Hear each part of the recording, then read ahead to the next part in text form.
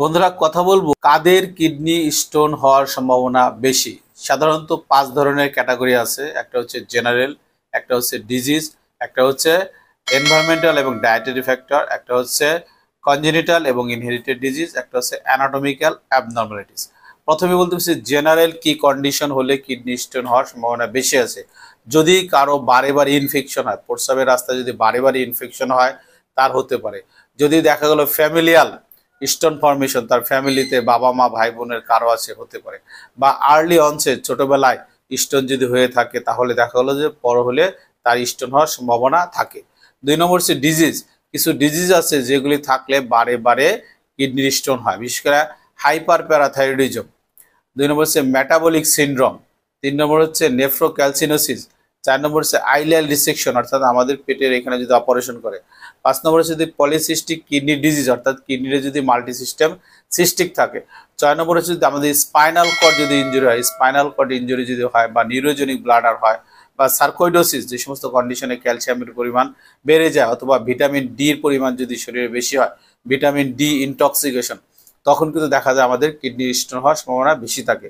এরপর হচ্ছে environmental factor কি? এনভায়রনমেন্টাল ফ্যাক্টর যদি আমরা পানি কম খাই তাহলে আমাদের ইউরিন আউটপুট কম হবে। কোন কন্ডিশনে? যদি হাই অ্যাম্বিয়েন্ট টেম্পারেচার, যেখানে প্রচন্ড গরম, সেখানে ইউরিন আউট কম হবে। অথবা দেখা গেল আমরা পানি কম খাচ্ছি, তাহলে কিন্তু হতে পারে।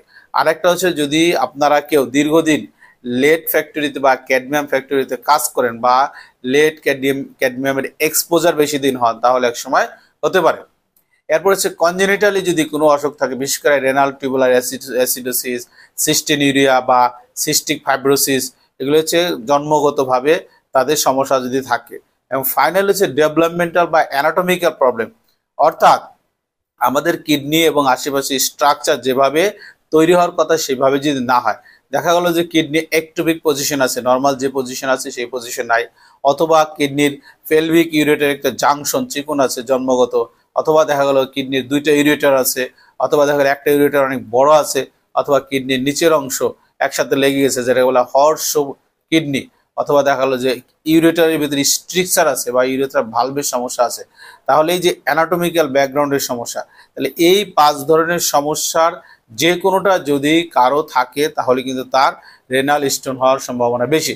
এই জন্য যাদের রেনাল স্টোন হয়, কিডনির পাথর হয়, বারে বারে হয়, তাদের কিন্তু এগুলি সার্চ করতে হবে। সার্চ করে এইগুলিকে কারেকশন করতে হবে, অন্যথায় কিন্তু স্টোন বারে বারে হবে। এবং যেই সমস্ত চিকিৎসা পদ্ধতি নিলে স্টোন কম হবে সেগুলি নিতে হবে। ধন্যবাদ সবাইকে, ভিডিওটি দেখবেন, লাইক শেয়ার কমেন্ট করে পাশে থাকবেন।